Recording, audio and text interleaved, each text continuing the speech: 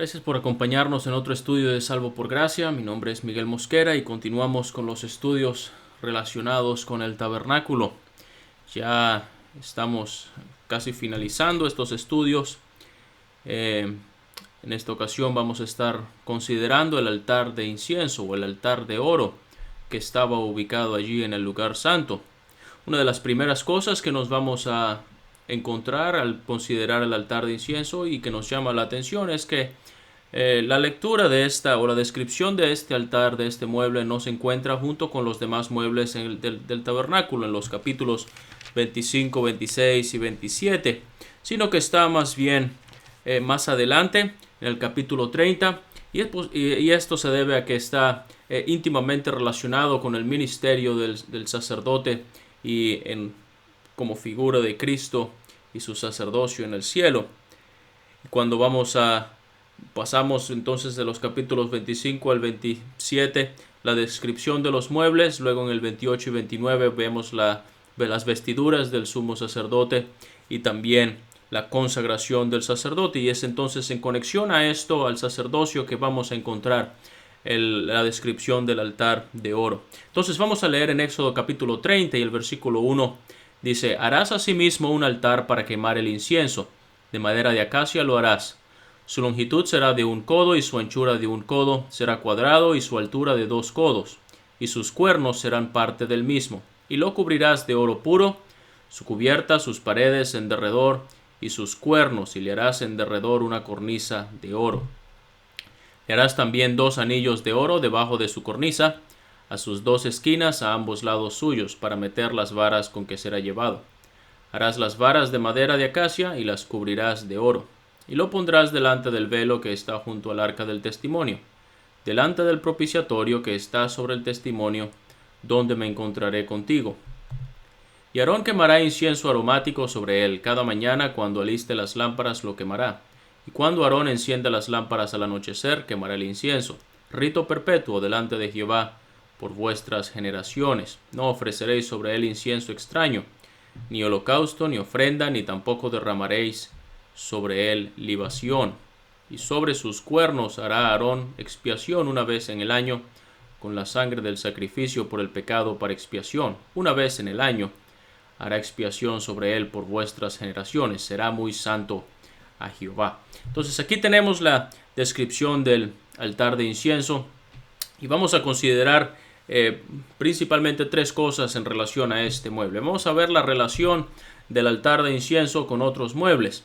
Esto notábamos también cuando vimos el altar del holocausto, y lo vamos a hacer aquí con este altar también. Vamos a notar la descripción del altar que se nos da allí en Éxodo capítulo 30, ya la leímos. Y por último vamos a notar algunas lecciones en relación a la función que tenía este altar. Entonces, en primer lugar, la relación del altar con otros muebles. Vamos a ver aquí la ubicación. Dice: puso también el altar de oro en el tabernáculo de reunión, delante del velo. Éxodo capítulo 40 y versículo 26. Entonces allí se ve la ubicación en el tabernáculo. Estaba en el santuario, en el lugar santo. La mesa y el candelero estaba uno frente a otro. Ellos están muy relacionados entre sí. Y allí el altar de incienso dice que estaba delante del velo, y con frecuencia Dios describe este altar hablando con que estaba delante del velo. Una de las cosas que notábamos en el estudio pasado en relación a la mesa y al candelero, veíamos que allí hay de las 2 expresiones delante de Jehová, ¿verdad? Y hablábamos de los panes estaban delante de Jehová, y hablábamos que las lámparas alumbraban allí delante de Jehová. Pero no mencioné y pasé por alto que también en Levítico capítulo 16 se nos va a mencionar en relación al altar de incienso, que era el altar que estaba delante de Jehová. Y esto está en Levítico capítulo 16 y el versículo 18. Saldrá al altar que está delante de Jehová. De manera que aquí tenemos una hermosa ilustración, y eso lo vamos a estar considerando también en este estudio, de el Señor Jesucristo en los cielos. Y nos llama la atención o nos trae a la memoria más bien el versículo en Hebreos capítulo 9 y versículo 24, donde dice que no entró Cristo en el santuario hecho de manos, de hecho de manos, figura del verdadero, sino en el cielo mismo, para presentarse ahora por nosotros ante Dios. ¡Qué maravilla! Que en el Señor Jesucristo tenemos a un gran sumo sacerdote que está ahora delante de Dios y que está intercediendo por nosotros. Pero vamos a considerar algunas cosas, algunas relaciones que tiene este altar de incienso con relación a otros muebles. Por supuesto, lo primero que nos va a venir a la mente es estos dos altares que estaban allí en el templo. Estaba el altar del sacrificio, el altar de bronce del holocausto, y estaba el altar de oro que era para ofrecer el incienso. Y por supuesto, ambos se llaman altares, pero tienen algunas similitudes y tienen algunas diferencias. Y por eso, algunas similitudes y por eso se llaman altar, pero tienen algunas diferencias porque tienen lecciones distintas para enseñarnos en cuanto al Señor Jesucristo. Pero vamos a ver algunas similitudes. Ambos, ya lo mencionamos, reciben este nombre de altar. Y Dios es claro al decir que este es un altar, pero va a hacer énfasis cuando nos da las instrucciones en Éxodo capítulo 30 de que allí en este altar no se iba a ofrecer ningún sacrificio, ni se iba a derramar sangre, ni se iba a ofrecer libación, ni ninguna de estas cosas. Eso era algo que correspondía al altar del holocausto. Era un servicio distinto que había en este altar, pero sin embargo sí se llama el altar, y vamos a ver que hay cosas similares. Vamos a ver que ambos fueron hechos de madera. Dice que el altar del holocausto era hecho de madera y el altar de oro también lo vimos allí que era hecho de madera. Vimos que ambos eran cuadrados. El altar de bronce era más grande, tenía 5 codos de largo cada lado, y el altar de oro era de 1 codo cada lado, pero ambos eran cuadrados. Podemos ver que los dos altares tenían 4 cuernos. Y podemos pensar en los cuernos como una figura del poder, pero vamos a ver eso un poco más adelante. Ambos altares tenían fuego.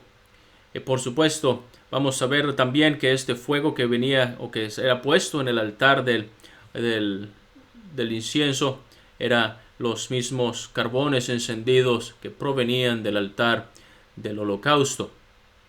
Pero en uno era el fuego para consumir o para ofrecer o para quemar el sacrificio, mientras que en el otro el fuego era para traer el olor grato del incienso, para quemar el incienso que traía olor grato allí en el santuario. Pero entonces vamos a notar algunas diferencias entre estos dos altares. En primer lugar, uno estaba en el atrio y el otro estaba en el lugar santo. Cuando pensamos en el altar del holocausto, pensamos en la obra del Señor Jesucristo en la cruz del Calvario, en el sacrificio y la sangre derramada por el Señor Jesucristo en la cruz, en su obra aquí en la tierra. Pero cuando pensamos en el altar de oro, estamos pensando en el Señor Jesucristo y su obra en los cielos y su ministerio como sumo sacerdote. Entonces, el atrio nos lleva a considerar a Cristo como el Salvador, y el altar de oro nos lleva a considerar a Cristo como nuestro sumo sacerdote ahora en los cielos. Pero entonces uno era hecho de bronce, el otro era hecho de oro. Vamos a notar que los materiales, o que no hay oro allí en el atrio, y solamente los muebles son de bronce, pero el oro lo vamos a encontrar visible y claramente notable allí en el santuario, en el lugar santo. Y esto nos hace pensar en cómo cuando el Señor Jesucristo vino a la tierra, vino humilde, tomó forma de siervo, veló su gloria, y dice, habitó entre nosotros. Las personas vieron un hombre, y muchos lo despreciaron porque para ellos él era simplemente un hombre. No se daban cuenta, no podían ver más allá, como lo hizo Juan cuando escribe su evangelio al decir que nosotros vimos su gloria como del unigénito del Padre, lleno de gracia y de verdad. Pero cuando contemplamos a Cristo en los cielos es distinto. Él está glorificado, Él está exaltado, Él muestra su deidad allí en los cielos, su gloria allí en los cielos. Pero vamos a notar que el altar, una otra diferencia, tenía 4 anillos y se menciona varias veces, mientras que Esto es en el altar del holocausto, mientras que el altar de oro tenía 2 anillos. Y en el modelo que puse en el video al principio de estos mensajes, va a ver que el altar de oro tiene 4 anillos. Pero examinando un poco más en detalle las descripciones, varias veces se hace mucho énfasis en relación a los 4 anillos del altar, los 4 anillos de la mesa, mientras que en cuanto al altar del holocausto y la mesa, mientras que en el altar de oro se habla de 2 anillos y siempre se refiere a 2 anillos, aunque hay quienes piensan que simplemente estaba diciendo que 2 anillos de cada lado, pero me parece más bien que los 2 anillos estaban allí ubicados en las 2 esquinas. Vamos a ver que uno era para ofrecer el sacrificio, el otro era para ofrecer el incienso. Y no había cornisa, y notábamos la cornisa, esta corona. No había ninguna corona allí en el altar del holocausto. Y cuando pensamos en la corona nos lleva a considerar al Señor Jesucristo como aquel que es el Rey de Israel. Él fue rechazado en su venida aquí a este mundo, y en la cruz no le dieron más que una corona de espinas para hacerle sufrir, para derramar su sangre. Pero le vemos en los cielos coronado, exaltado, en gloria y en majestad, aquel que venció la muerte, que fue sepultado, que resucitó de entre los muertos y que ahora Dios le ha colocado en el lugar más alto. Pero entonces allí vemos algunas de esas diferencias que habían entre el altar del holocausto y el altar de oro o el altar del incienso. Pero vemos que el fuego, lo mencionamos, que el fuego provenía del altar del incienso, del altar del holocausto, perdón. Y es que Levítico capítulo 16 nos hace mención de esto. Tomará un incensario lleno de brasas de fuego del altar delante de Jehová, y sus puños llenos del perfume aromático molido. Y se está refiriendo al día de la expiación, pero está dándonos la instrucción de que ese fuego que debía ofrecerse allí en el altar del incienso era el fuego que provenía del altar del holocausto.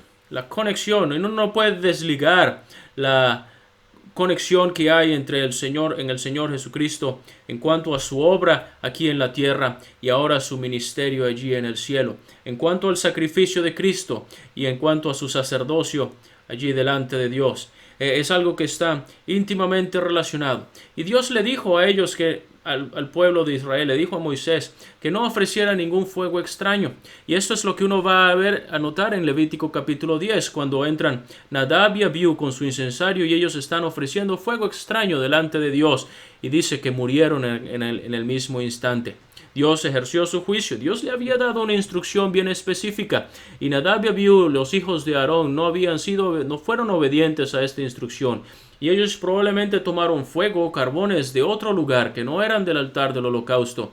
Dios se encendió en su ira y tuvo que ejecutar juicio hacia estos 2 sacerdotes por su desobediencia. Qué importante, hermanos, es que nosotros tengamos cuidado de los detalles.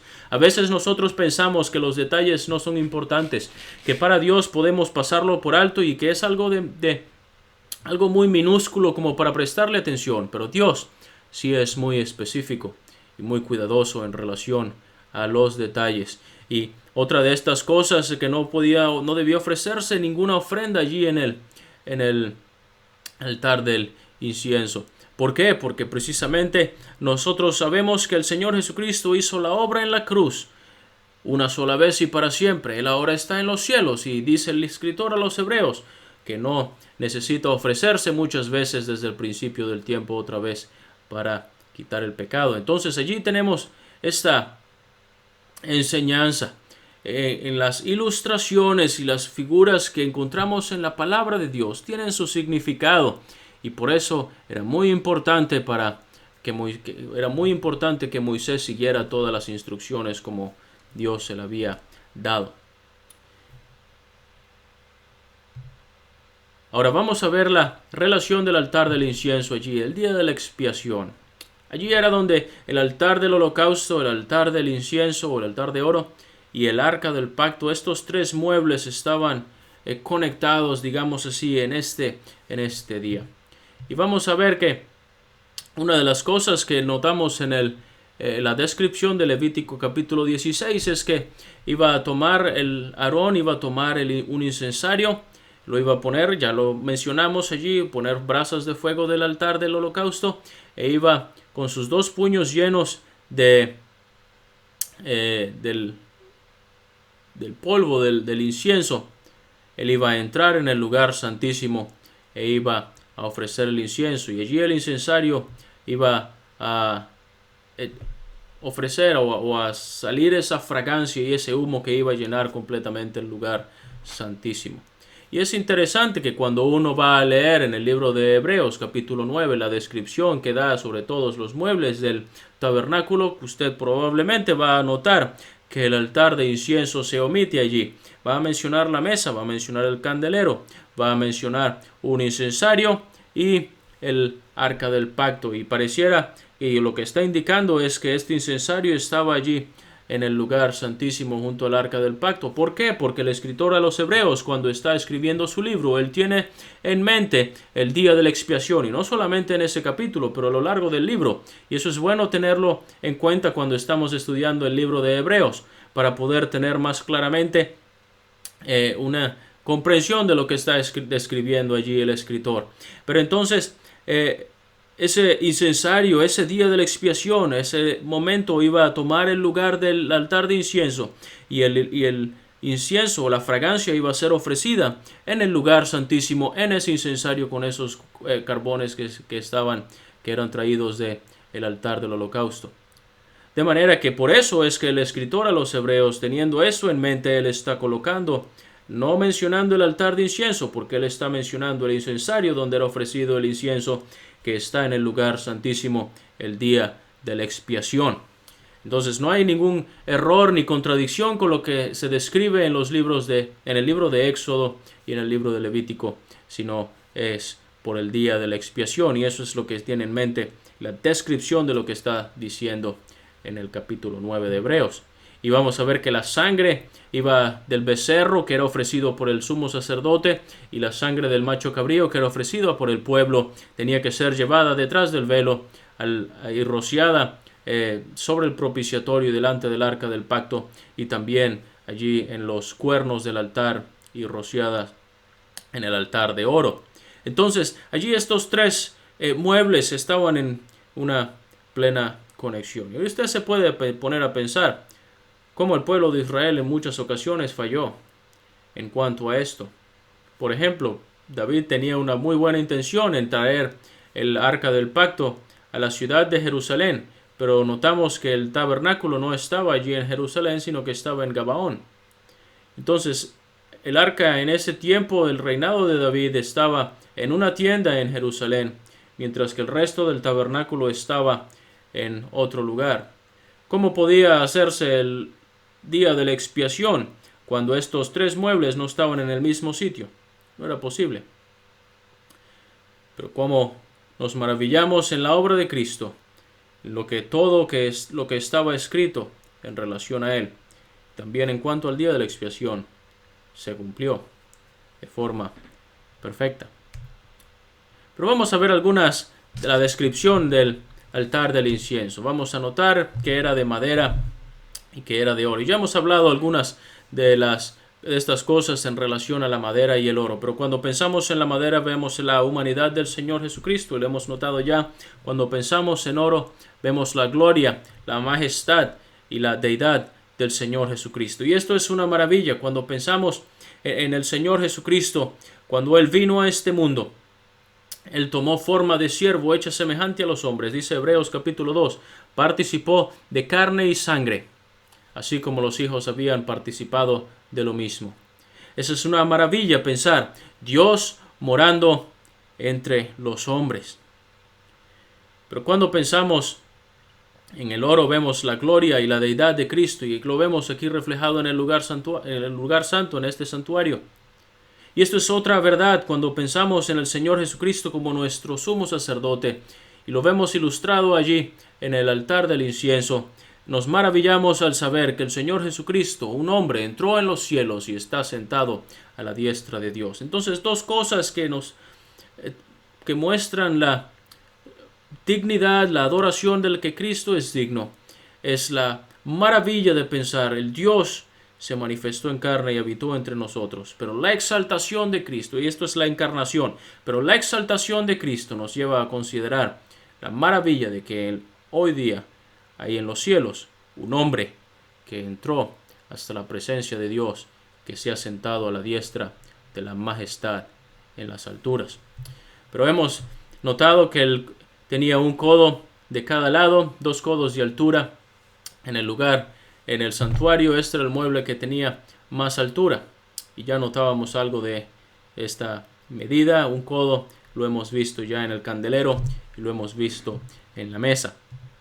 Pero vemos que tenía 4 cuernos, y 4 cuernos el cuerno nos lleva a pensar en el poder. Cuando uno lee en Lucas capítulo 1 que Dios nos ha levantado un poderoso Salvador. Y esa palabra poderoso es la palabra cuerno, un cuerno de salvación. Porque el cuerno nos lleva a pensar en el poder. Y uno puede pensar, había 4 cuernos también en el altar del sacrificio, ¿no es cierto? Y lo mencionábamos hace un momento. Y eso nos lleva a pensar en estas palabras que dijo Zacarías en relación al Señor Jesucristo. Nos ha levantado un poderoso Salvador. Pero cuando pensamos en estos 4 cuernos en el altar del incienso, nos lleva a considerar en Hebreos cuando se nos dice que Cristo vive en el poder de una vida indestructible. Entonces, no solamente un poderoso Salvador, pero un poderoso y permanente sumo sacerdote que está sentado en los cielos, y que no es como los otros sacerdotes que por causa de la muerte no podían continuar, sino que él tiene un sacerdocio perpetuo, uno que vive en el poder de una vida indestructible, que vive siempre para interceder por nosotros, y por eso él puede salvar perpetuamente a todos los que por él se acercan a Dios. Ahora vemos también que tenía 2 anillos, y quizás esa era una razón práctica, probablemente uno de los muebles más livianos que solamente con 2 anillos requería para ser trasladado. Pero también había entonces la cornisa, ya hemos hecho referencia a esto, al altar del holocausto, donde no había cornisa, no había corona, porque al Señor Jesucristo en la cruz le colocaron, fue corona de espinas para hacerle sufrir, pero ahora él está coronado de gloria, él vendrá coronado también como Rey de Reyes en su segunda venida. Pero entonces ahora quisiera considerar algo en relación a la función que tenía el altar del incienso. Era precisamente para quemar el incienso. Cuando uno piensa en el incienso, el libro de Apocalipsis nos va a dar el significado de lo que el incienso nos enseña. Dice que todos tenían arpas y copas de oro llenas de incienso, que son las oraciones de los santos. Entonces allí está el significado de lo que quiere decir el incienso, es las oraciones de los santos. Y yo quiero solamente dejar 4 cosas en relación a la oración que es bueno tenerlo en mente.